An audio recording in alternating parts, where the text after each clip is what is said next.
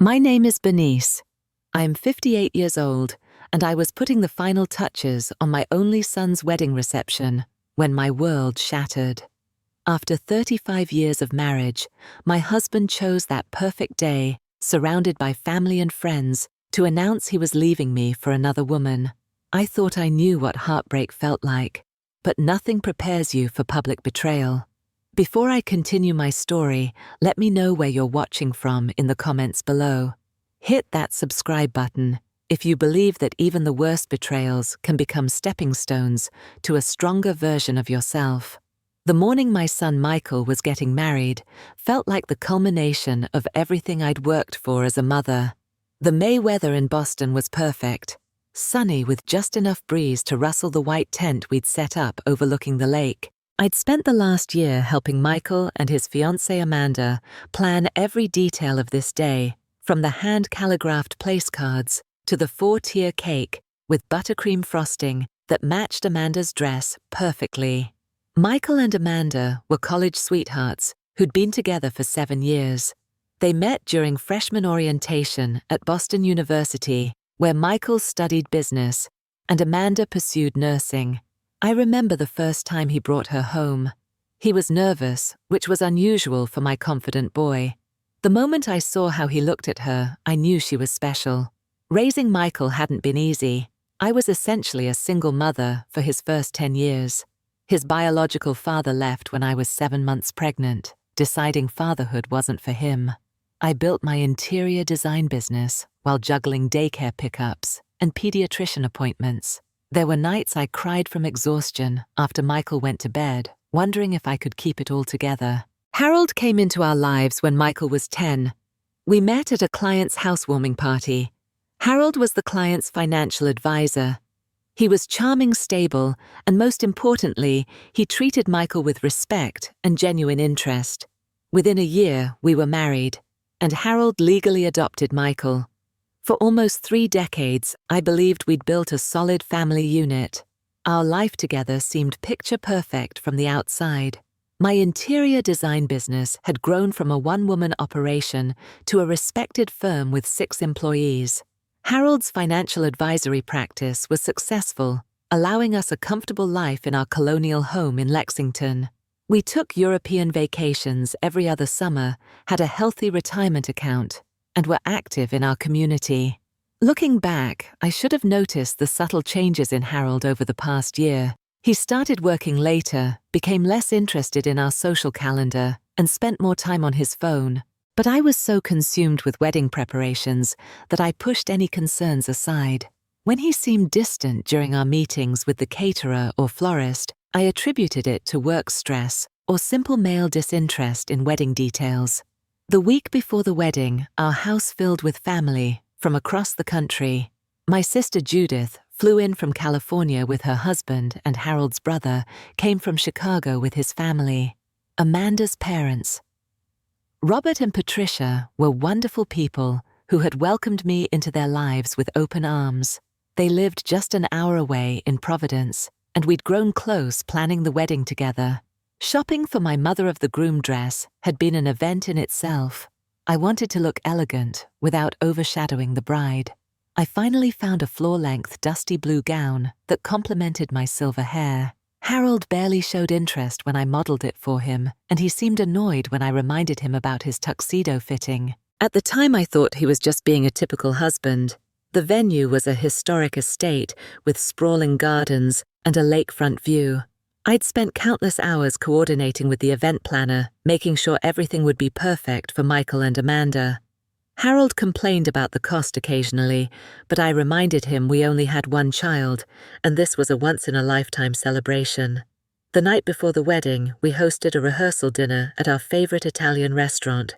Harold seemed unusually attentive to his phone, excusing himself several times to take calls in the restaurant lobby. When I asked who kept calling, he muttered something about a difficult client situation. I noticed him typing messages under the table, his face illuminated by the screen glow. Still, I pushed my suspicions aside. As I went to bed that night, Harold was still downstairs, claiming he needed to tie up some loose ends before the big day. I fell asleep thinking how lucky we were to have such a wonderful son, soon to be married to a lovely young woman, and how despite the challenges along the way, our family had turned out beautifully. I had no idea that within 24 hours, the foundation of that family would be obliterated. The wedding day started early, with golden sunlight streaming through the curtains of our bedroom. I woke at 5 a.m., too excited to sleep any longer. Harold was already up, showered and dressed, sitting in the corner chair, staring at his phone. When I asked if everything was okay, he startled slightly and said he was just checking the weather forecast. His smile didn't reach his eyes. By 9 o'clock, I was at the venue helping Michael get ready in the groom's suite. My hands trembled slightly as I pinned the white rose boutonniere to his lapel. My baby boy, all grown up in his black tuxedo, looked so much like his grandfather, it made my heart ache. "You know, Mom," Michael said quietly as I adjusted his bow tie, "I wouldn't be here today without you. All those years when it was just the two of us, you never let me feel like I was missing anything." Tears welled in my eyes. "You were always enough for me, Michael. Everything I did was for you. I know that, and I know it wasn't easy." He paused. "I'm glad Harold came into our lives, though. He's been a good dad." I nodded, not trusting myself to speak.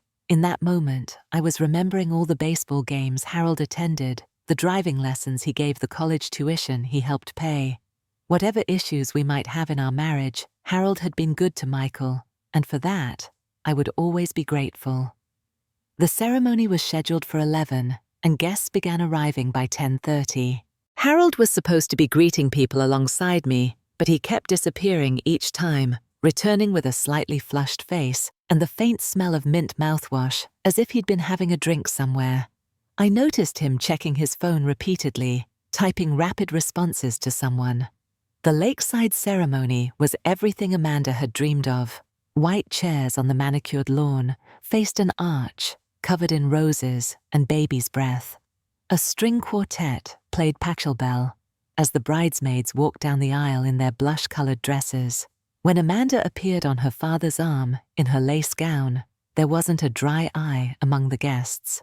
I stood beside Harold during the ceremony, clutching my small bouquet of roses, crying happy tears as Michael and Amanda exchanged vows they had written themselves. Harold passed me tissues, but seemed emotionally disconnected from the moment. While everyone else was watching the bride and groom, his eyes kept scanning the gathered crowd. After the ceremony, during the cocktail hour, I was busy introducing relatives who hadn't seen each other in years and making sure Amanda's grandparents had comfortable seats in the shade. That's when I first noticed her, a tall, slim woman with honey blonde hair wearing a fitted burgundy dress that seemed a bit too evening wear for a daytime wedding. She wasn't familiar to me and she wasn't with any group, but she seemed very comfortable navigating the space. I was talking with Amanda's aunt when I noticed this woman approach Harold. There was an ease between them that immediately set off alarm bells. They weren't just acquaintances. Their body language spoke of intimacy. Harold leaned down slightly as she whispered something in his ear, and his hand briefly touched the small of her back. When he saw me watching, he immediately stepped away from her. During the professional photography session, Harold was reluctant to participate. The photographer had to repeatedly call him back for family portraits. In the photos, his smile looks forced, his posture stiff beside me. I remember thinking we would have to retake some of these later, never imagining there would be no later for us as a couple. My anxiety grew as the cocktail hour continued. Harold kept disappearing, and each time I would spot him in conversation with the blonde woman in different corners of the venue. When I finally approached them directly, Harold introduced her curtly as Diane, a colleague from the office. Diane smiled too brightly and said she was so pleased to finally meet me. The word finally hung in the air between us. When I asked Harold why he'd invited a colleague to our son's wedding without mentioning it, he became defensive, saying she happened to be friends with Amanda's cousin. It was a poor lie, and we both knew it. Before I could question him further, the wedding planner announced it was time to move to the reception tent for dinner. As we walked toward the tent, I pulled the planner aside and quietly asked if there was a Diane on the guest list. She checked her clipboard and confirmed there was not. My stomach clenched as we entered the reception, the weight of unspoken dread sitting heavy on my shoulders. Something was very wrong, but I couldn't have imagined just how wrong things were about to become. The reception tent was a wonderland of twinkling lights, lush floral centerpieces, and tables draped in cream-colored linens. Crystal glasses caught the light from the chandeliers we'd had installed, creating prismatic patterns across the tables. In any other circumstance, I would have been filled with pride at how beautifully everything had come together. Harold and I were seated at the head table alongside Michael and Amanda, her parents, and the best man and maid of honor. From my seat, I had a clear view of most of the room, including the table where Diane was now sitting. She'd somehow secured a place at table 3, where several of Harold's colleagues from his financial firm were seated. She didn't belong there. Each time I glanced in her direction, she seemed to be watching our table with an unsettling intensity. The caterers served the first course, a summer salad with strawberries and goat cheese, but I couldn't eat. Harold, meanwhile, was drinking heavily, on his third scotch before the main course arrived. I'd rarely seen him drink like this, and it only heightened my sense of foreboding. For a brief, magical moment, I forgot my worries as Michael and Amanda took to the dance floor for their first dance as husband and wife. They swayed to Etta James's At Last, their foreheads touching, lost in each other. I remembered how Michael had practiced dancing in our living room, counting steps aloud while I played the role of Amanda. Watching him now so confident and in love, my heart swelled with maternal pride. After the first dance, the best man gave his toast a heartfelt speech about friendship and growing up with Michael. Then Amanda's father spoke, welcoming Michael to their family with warmth and humor. According to the program, Harold was next to speak as father of the groom. Harold stood a bit unsteady, gripping his scotch glass in one hand and the microphone in the other. The room quieted in anticipation. He started normally enough, thanking everyone for coming and mentioning how proud he was of Michael. Then he paused, took a long sip of his drink, and his expression changed completely. "While we're all gathered here," he said, his voice suddenly cold and detached, "I think this is an efficient time to make an announcement of my own." He wasn't looking at me, but at Diane, who was now smiling broadly. "Bernice," he continued, turning slightly toward me, but still not meeting my eyes, "this is the end for us. I've found someone new." The silence that followed was absolute. 200 people, completely still, collectively holding their breath. I felt as though I'd been plunged underwater, sounds muffled, vision narrowing. Across the room, Diane sat straighter in her chair, her smile widening. "Dad!" Michael's voice broke the silence, a single syllable filled with confusion and horror. I looked at my son's face, seeing the color drain from it. Amanda had her hand over her mouth. Her parents were frozen in shock. The wedding planner was frantically signaling to the band to start playing. In that moment, it was as if time split in two. There was the Bernice who wanted to scream to collapse, to make a scene equal to the humiliation being inflicted on her. And then there was the Bernice who actually responded, calm, composed, and unexpectedly prepared. "Thanks for the heads up," I said quietly, my voice somehow steady despite the earthquake happening inside me. I stood slowly, maintaining eye contact with Harold, whose expression was now flickering between defiance and uncertainty. I reached into my clutch purse and removed a sealed envelope I'd placed there weeks earlier, an insurance policy I'd hoped never to use. Without a word, I slid it across the table to him. As he opened it, his face changed from confusion to shock. Inside were photos taken by a private investigator I'd hired a month ago, when Harold's late nights and secretive behavior had become impossible to ignore.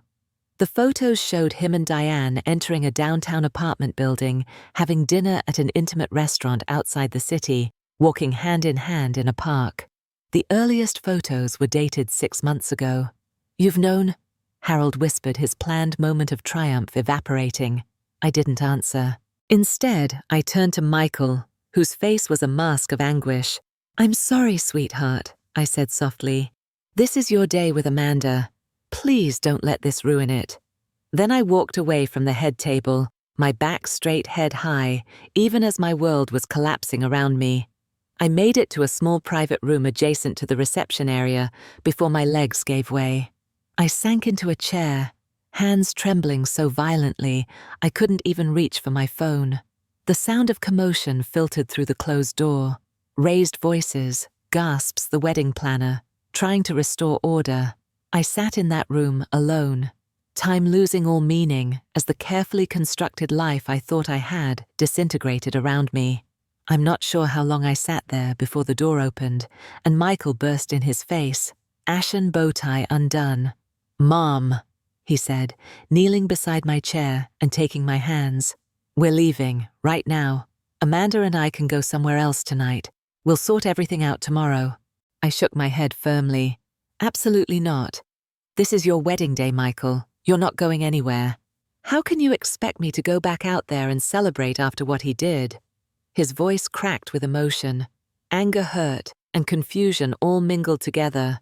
"Because I'm your mother, and I'm telling you to," I said, finding strength I didn't know I had. "There are 200 people out there who came to celebrate your marriage. Your new in-laws have spent a small fortune on this wedding, and most importantly, this is the beginning of your life with Amanda. Don't let Harold's selfishness taint that." The door opened again, and Amanda stepped in, still in her wedding gown, but with tears streaming down her face. She immediately came to me, wrapping her arms around my shoulders. "Bernice, I'm so sorry," she said. "This is horrible. We don't have to continue. Everyone will understand." I was touched by her loyalty, this young woman, who had been my daughter for mere hours. "Listen to me, both of you," I said, looking between them. "What happens between Harold and me has nothing to do with your marriage. You two have a room full of people who love you, amazing food getting cold, and a band that's being paid by the hour. Go back out there and have your wedding." "Mom, I can't just—" "You can, and you will," I interrupted. "I raised you to face difficult situations head-on, Michael. Right now, your responsibility is to your wife and your guests." The wedding coordinator, Lisa, poked her head in. "The band is playing, and Amanda's father has asked everyone to return to their seats for dinner," she reported. "Harold has left the tent." Her professional demeanor cracked slightly. "I am so sorry, Mrs. Lawrence. In 15 years of planning weddings, I've never—" "Thank you, Lisa," I said, cutting off her apology. "Please tell everyone that there was a minor family issue that's been resolved. Dinner should continue as planned."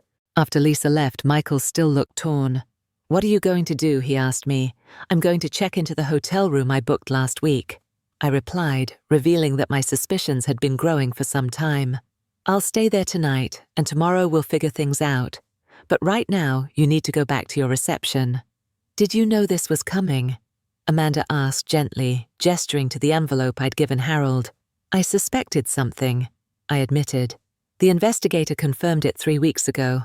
I hoped Harold would at least wait until after the wedding, but I prepared for the possibility that he wouldn't." Michael looked stricken. "Why didn't you tell me? And say what happy wedding day, son, by the way your father is having an affair." I shook my head. "I was hoping to deal with it privately after you two left for your honeymoon." A commotion outside the door interrupted us.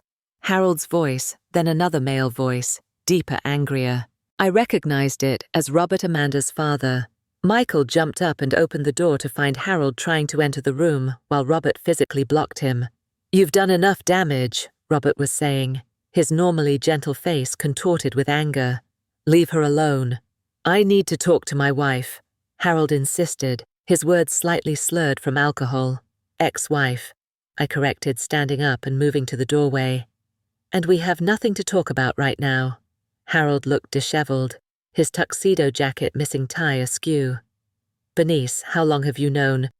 Why didn't you say anything? Perhaps I should have publicly humiliated you at a family event," I replied coldly. "Oh wait, that's your specialty." Diane appeared behind Harold, looking uncomfortable now that her moment in the spotlight had turned sour. "Harold, maybe we should go," she suggested, placing a hand on his arm. Michael looked at her with pure disgust. "Yes, you should both go, now." Amanda's mother, Patricia, appeared, taking in the scene with a quick glance. "The photographer is asking for the bride and groom for cake cutting," she said with remarkable composure. Amanda, Michael, you're needed. I took a deep breath. Go, I told them firmly. Cut your cake, have your dance. This is still your day. After a moment of hesitation, Amanda took Michael's hand. My mom's right. Come on.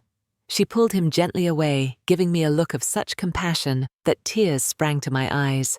Patricia stepped closer to me.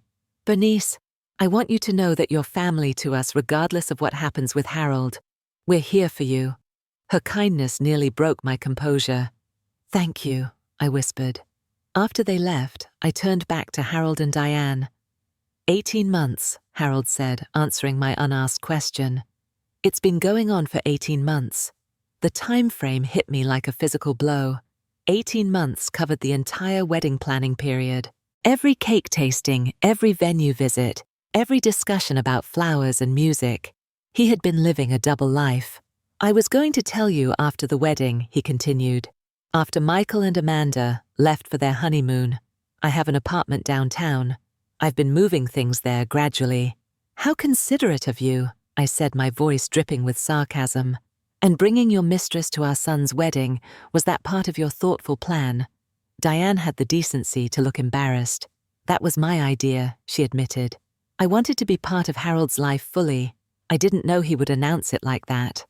I looked at this woman, at least 15 years younger than me, probably around 40, and felt a surprising lack of hatred. She wasn't the problem. Harold was. I've called a car, I told Harold. I'm going to the Marriott downtown. Don't try to contact me tonight. My lawyer will be in touch tomorrow. It was a bluff. I didn't have a lawyer yet, but Harold didn't need to know that. Your lawyer, Harold looked genuinely surprised. Bernice, we can work this out without. We have nothing to work out, I interrupted. You've made your choice. Now you can live with the consequences. I gathered my purse and wrap, walked past them with as much dignity as I could muster, and left the venue through a side door where my prearranged car was waiting. As we drove away, I could see the reception continuing through the tent's clear panels, the chandelier lights twinkling, guests dancing. Life continuing, even as mine had just imploded. In the quiet of the car, I finally allowed the tears to come silently streaming down my face as I stared out the window at the passing city lights. By the time I reached the hotel, I had cried myself into a state of numb exhaustion. I checked in mechanically, rode the elevator to my room, and sat on the edge of the bed, still in my mother-of-the-groom dress, wondering how my life had shattered so completely in the space of an hour.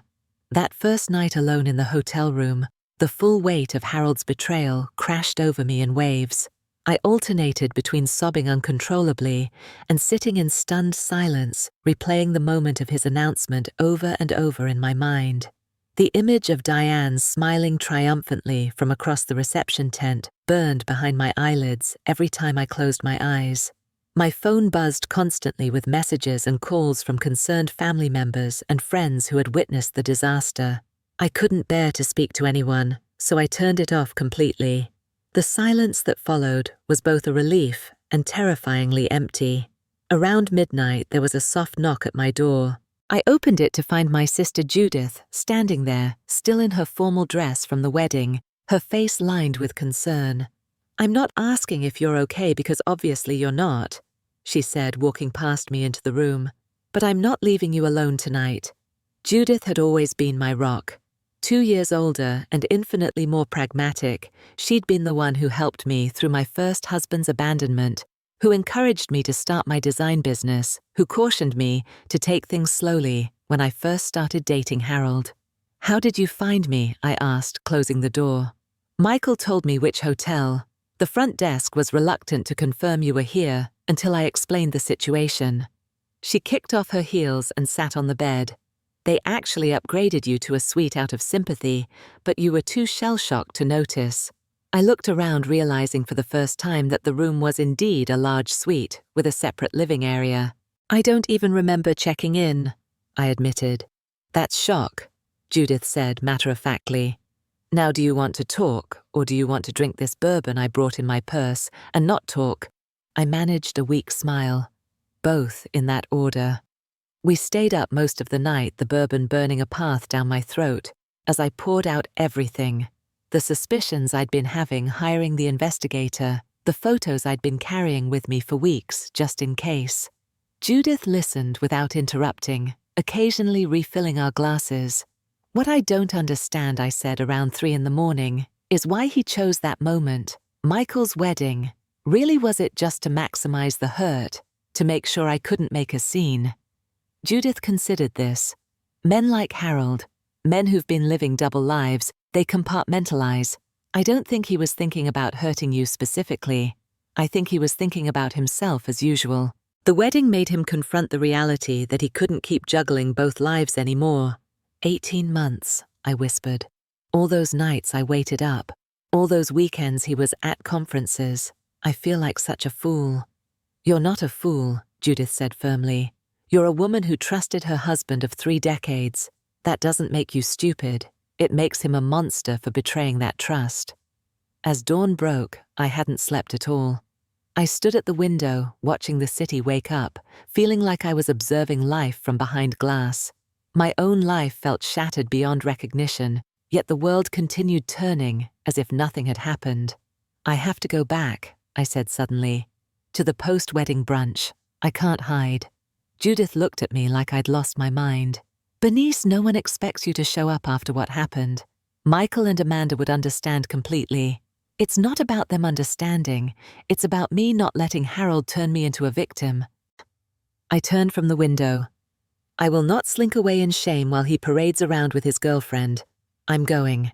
Judith recognized the determination in my voice. "All right, but I'm coming with you, and we're stopping to buy you a new outfit first because there's no way you're wearing that dress again." By 10 o'clock, I had showered, applied fresh makeup, and was wearing a new cream-colored pantsuit Judith had helped me select from a boutique that opened early. My eyes were swollen from crying and lack of sleep, but I held my head high as we entered the hotel where the post-wedding brunch was being held. A hush fell over the room when I walked in. Then, to my surprise, Amanda's mother, Patricia, hurried over and embraced me warmly. "Bernice, we're so glad you came," she said loudly enough for everyone to hear. "Please join us at our table." Harold was notably absent, as was Diane. Michael looked up as I approached, relief washing over his face. He jumped up to hug me, holding on a bit too long, a bit too tight. "Mom, you didn't have to come," he whispered. "Yes, I did," I replied simply. Amanda looked beautiful, even in casual clothes, though her eyes were red-rimmed too. "We were so worried about you," she said, taking my hand. "I'm more worried about you two," I told them honestly. "This should be a happy time for you." "We're okay," Amanda assured me, though her smile was sad. "My parents have been amazing, and everyone here is just concerned about you." It was true. Throughout the brunch, person after person stopped by our table to express support, outrage on my behalf, and offers of help. Even Harold's brother sought me out to say he was ashamed of his siblings' behavior and that his family stood with me. In the midst of this unexpected wave of support, I found my phone buzzing with a text from Harold. "We need to talk about the house. I'll be coming by this afternoon to get more of my things." I showed the message to Judith, whose expression hardened. "Like hell he is," she said. "We're calling a locksmith as soon as we leave here." Amanda's father, Robert, overheard and joined the conversation. "My cousin is an attorney specializing in divorce," he offered. "High asset cases specifically. Let me call her for you." "I have a friend who's a financial forensic specialist," added Patricia. "She can help make sure Harold hasn't hidden assets." Their immediate rallying around me was both touching and overwhelming. For so many years, Harold had been my partner in navigating life's complexities. Now I was suddenly facing a whole new set of challenges without him, but not alone as I'd feared. As the brunch wound down, Michael and Amanda pulled me aside. "We're thinking of postponing the honeymoon," Michael said. "We don't feel right leaving you to deal with all this." I was firm in my response. "Absolutely not. You two have been planning this trip to Italy for a year. You're going and that's final." "But Mom..." "No buts," I interrupted. "I have Judith. I have friends. I have Amanda's parents offering their help. What I need from you is to know that you're enjoying your honeymoon and starting your marriage on a positive note." After some protest, they reluctantly agreed. As we said goodbye, Amanda hugged me tightly. "When we get back," she whispered, "we'll help you rebuild, whatever that looks like." Her kindness brought fresh tears to my eyes.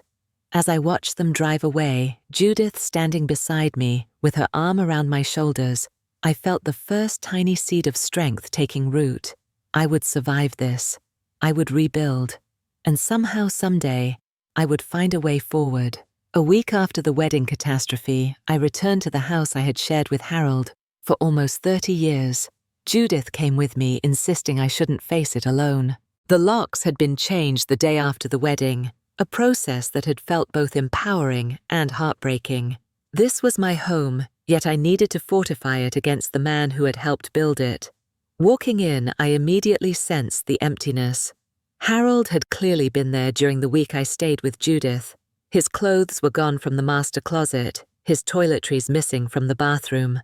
The antique desk that had belonged to his father was no longer in the study.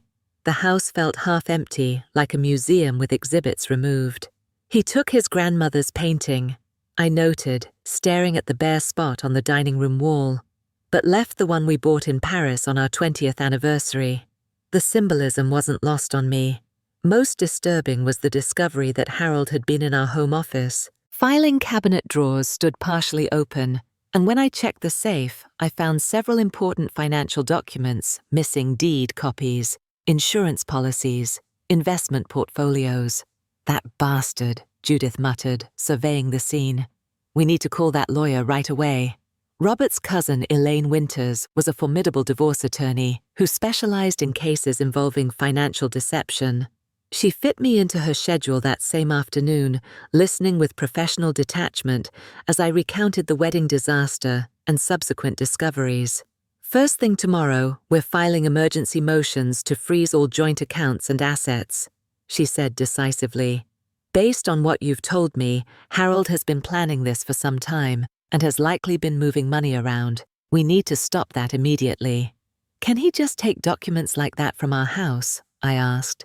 "Technically, no, but practically it's hard to prevent. What matters now is establishing what assets exist and making sure nothing disappears during the divorce process."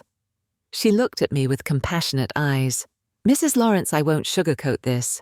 This will be a difficult process, especially given the circumstances of your separation. But from what I can tell you, have significant independent assets through your business, and Massachusetts is an equitable distribution state. We're going to make sure you're protected." I left her office with a long to-do list, gather bank statements, business records, tax returns, and a complete inventory of personal property. Back at home, I was just beginning this process when my phone rang with Harold's number. Taking a deep breath, I answered, putting it on speaker so Judith could hear. "Bernice." Harold's voice was controlled but tight. "We need to talk about the locks." "What about them?" I asked coolly. "You had no right to change them. That's my house too." "Actually, the house is solely in my name," I reminded him. "If you check the deed," oh wait, you took it, "you'll see that we never transferred it to joint ownership after I inherited it from my parents." There was a pause as Harold absorbed this fact.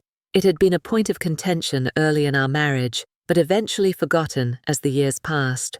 My parents had left me their home, which we renovated extensively and made our own. We had discussed putting it in both our names, but never completed the paperwork.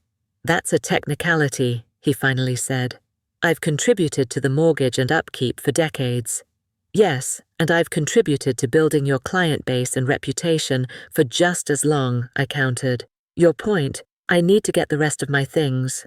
You'll get them when my lawyer coordinates with yours." "Speaking of which, do you have one yet, or were you planning to handle this the same way you handled our marriage? Secretively and to your exclusive advantage?" Judith raised her eyebrows, impressed by my steel. Harold sighed heavily. "Bernice, I never meant for things to happen this way. The announcement at the wedding. I'd had too much to drink. Diane pressured me to be honest with you face to face, instead of leaving a note like a coward." "How noble of her," I said sarcastically. "Honesty is clearly a priority in your relationship." "I know you're angry." "Angry doesn't begin to cover it, Harold. You humiliated me in front of our family friends and our son on what should have been the happiest day of his life. You've been lying to me for over a year. You snuck into our home and took documents and possessions while I was too devastated to return here. So no angry is grossly inadequate." There was silence on the line. "Then, I've noticed some of our investment accounts have been frozen." "Yes, that happened this morning. Funny how quickly the courts act when there's evidence of potential financial misconduct." "Misconduct, Bernice. I haven't." "3 large withdrawals from our joint account over the past month. A new LLC formed in Delaware 6 weeks ago. Did you think I wouldn't find out about those?" In truth, I hadn't known about either until Elaine's financial investigator uncovered them that morning, but Harold didn't need to know that. "Those are legitimate business expenses," he claimed, though his voice had lost its confidence. "You've never questioned my financial decisions before. That was before you decided to blow up our marriage. The rules have changed, Harold." After some more posturing and thinly veiled threats, Harold finally hung up. I sat heavily on the office chair, suddenly exhausted. "That was impressive," Judith said admiringly. "Where did that strength come from?" I considered the question. I think it was always there. I just never needed to use it against Harold before. Over the next several days, I threw myself into 2 projects, gathering financial information for the divorce and revitalizing my interior design business, which I had been neglecting during the wedding preparations. The work became my salvation-giving structure to days that might otherwise have been lost to grief and anger. My business partner, Rachel, was incredibly supportive, taking on more client meetings so I could focus on rebuilding my personal life. "Consider it payback," she said, "for all the times you covered for me during my divorce 5 years ago." It was Rachel who helped me realize that the business itself might be at risk in the divorce. Although Harold had never been officially involved in my interior design firm, he had provided some initial capital and had always done the company's financial planning. Through Rachel's husband, I connected with a new financial advisor who specialized in small businesses. "Your company has significant value," Lucas Spencer told me during our first meeting. "And from what I can see, you've been undercharging for your services for years. There's potential to nearly double your revenue with some strategic changes." This assessment both surprised and energized me. Had I been undervaluing my work all this time? Was that Harold's influence? It was the first of many realizations about how thoroughly my identity had become entangled with Harold's over our decades together. Meanwhile, Elaine's investigation into our finances was revealing troubling patterns. Harold had indeed been shifting assets gradually for months, moving money to accounts in his name only, and investing in ventures that weren't clearly documented. "We've filed motions to compel full financial disclosure," Elaine informed me. "But you should be prepared. He's not going to make this easy." She was right. When we finally had our first 4-way meeting with Harold and his attorney, a slick downtown lawyer named Gregory Phillips, it was immediately clear that Harold intended to fight for every penny. "My client has built his financial advisory practice through decades of hard work," Phillips stated smoothly. "Mrs. Lawrence has benefited significantly from his expertise and earnings throughout their marriage. And Mr. Lawrence has benefited from my client's business success, social connections that brought him clients and her management of their household affairs, allowing him to focus exclusively on his career," Elaine countered. The meeting devolved from there, with Harold refusing to acknowledge the extent of his hidden assets and making veiled threats about exposing financial irregularities in my business. Irregularities that, if they existed, he would have created himself as our company's financial advisor. Throughout the tense discussion, I maintained my composure, meeting Harold's gaze steadily across the conference table. He was the one who eventually looked away, unable to maintain eye contact. In that moment, I realized that despite his affair, despite his new life with Diane, Harold was not happy. The triumphant smirk he'd worn at the wedding was gone, replaced by tired eyes and tension lines around his mouth. As we were leaving, Harold attempted to speak with me privately, but Elaine smoothly intercepted. "All communication goes through counsel from now on," she reminded him. "She's still my wife," Harold protested. "For now," I said, walking past him to the elevator. "But not for much longer." That night, I received a text from Michael from Italy. "Checking in, Mom. How are you holding up? Attached was a picture of him and Amanda on a Venetian gondola, looking young and happy despite the shadows under their eyes. "Doing better each day," I replied truthfully. "The divorce process has started. It won't be easy, but I have good people helping me. Please focus on enjoying your honeymoon." "We're trying," he texted back. "Amanda says to tell you she's found some amazing interior design elements you'll love in Florence. She's taking pictures of everything for you." The thought of my daughter-in-law thinking of me while on her honeymoon brought tears to my eyes, but for once they were tears of gratitude rather than pain. In the midst of this terrible upheaval, new bonds were forming, new strengths emerging.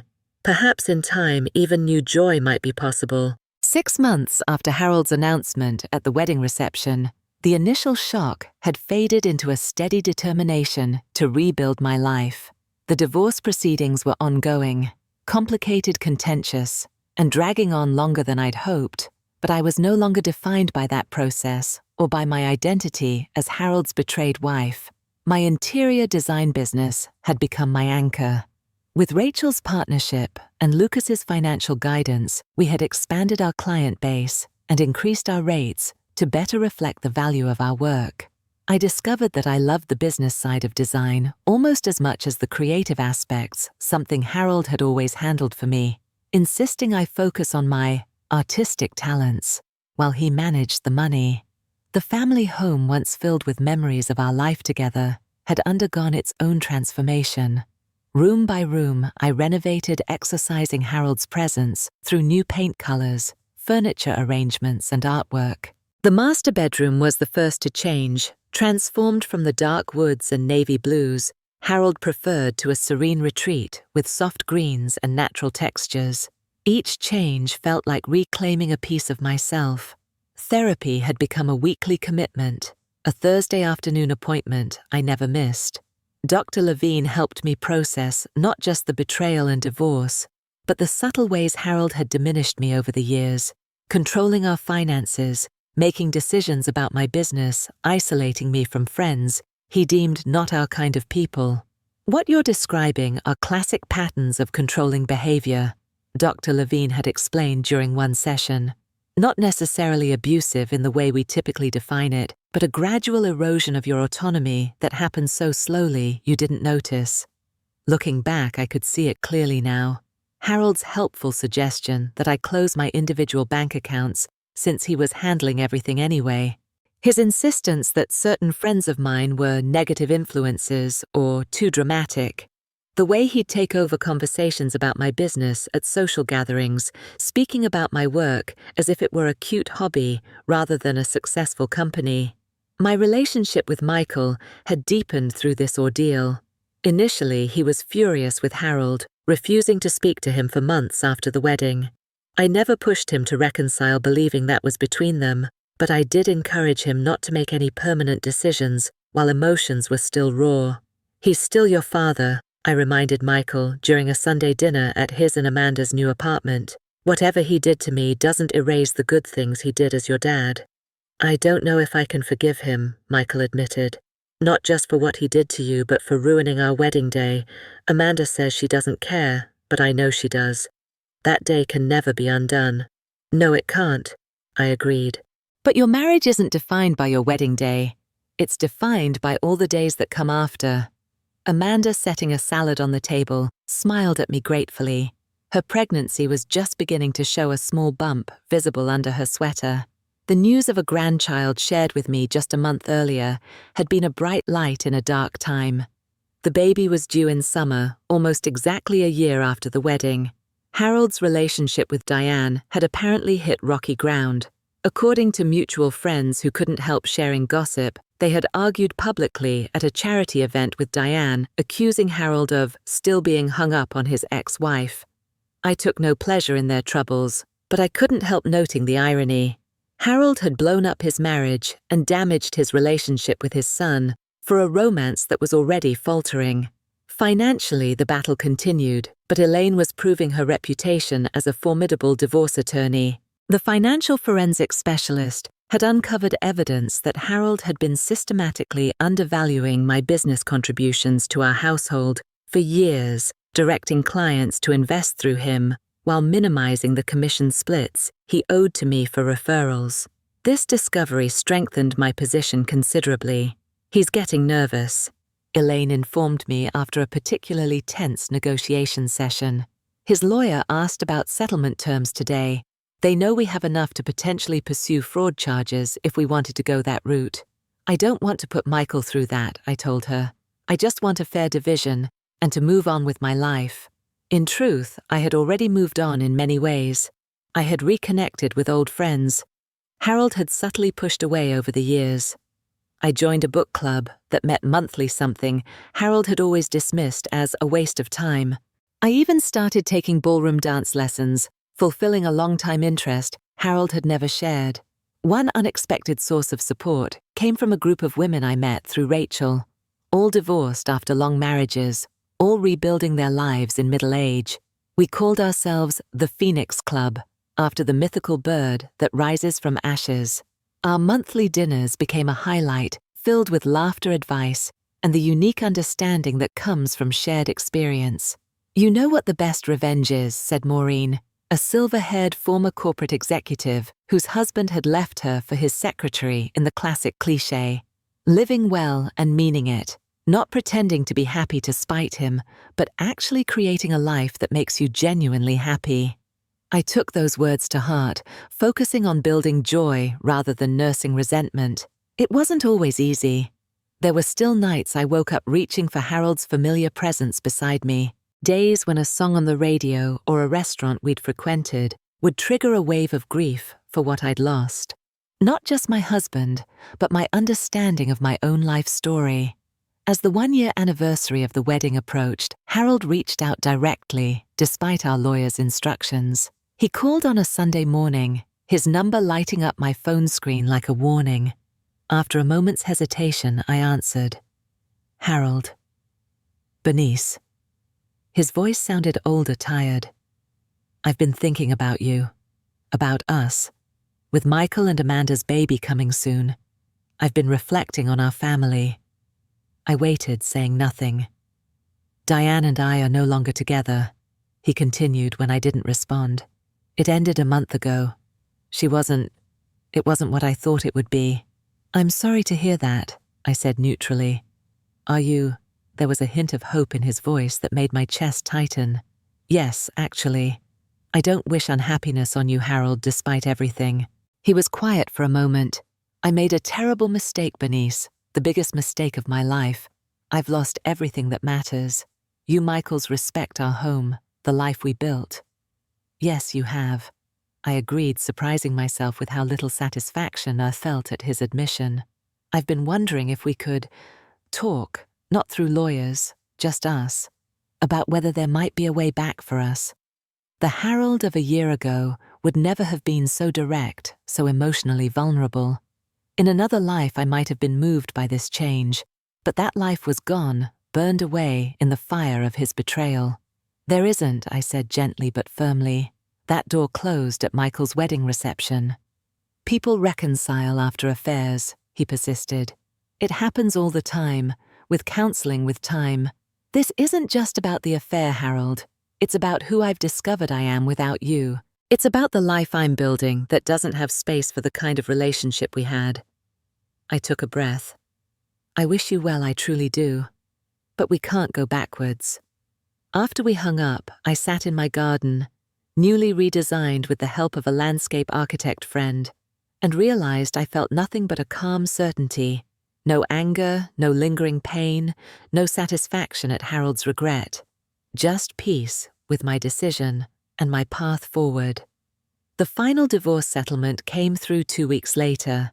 Harold, perhaps influenced by our conversations, stopped fighting and agreed to terms that were more than fair. I retained the house full ownership of my business and half of our investment portfolio. Harold kept his financial practice, his rental properties, and his retirement accounts. The division was clean, and with it came a sense of completion. When Michael and Amanda's son was born, James Harold Lawrence, a name that acknowledged the complicated family history while moving forward, I held my grandson with a sense of wonder that transcended the pain of the past year. Looking into his tiny face, I saw the future rather than the past. My family hadn't been destroyed by Harold's betrayal. It had transformed and continued. Life is rarely what we expect it to be. The 35-year marriage I thought would carry me into old age had ended. The husband I trusted had betrayed me in the most public, painful way imaginable. Yet standing in the hospital room, watching Michael cradle his son, with Amanda beaming beside them, I felt an overwhelming sense of gratitude. I had discovered strengths I never knew I possessed. I had built new connections and deepened existing ones. I had reclaimed my professional identity and financial independence. And perhaps most importantly, I had learned that happiness doesn't depend on another person's choices, but on our own resilience and capacity for growth. The pain Harold inflicted will always be part of my story. The humiliation of that wedding reception announcement will never completely fade from memory. But those moments no longer define me. They are simply chapters in a much longer, richer narrative that continues to unfold in ways I never could have imagined. So if you're facing betrayal, heartbreak, or the collapse of the life you thought you had secured, know this: the human heart has an astonishing capacity to heal, to rebuild, and to find joy in unexpected places. The end of one story is simply the beginning of another, often more authentic one. And sometimes the most beautiful transformations emerge from the most painful betrayals. Have you experienced a major betrayal that ultimately led to positive change in your life? Share your story in the comments below. And if you found strength or hope in my experience, please like and subscribe to this channel for more real-life stories of resilience and renewal. Remember that in our darkest moments, we often find our greatest light. Thank you for listening.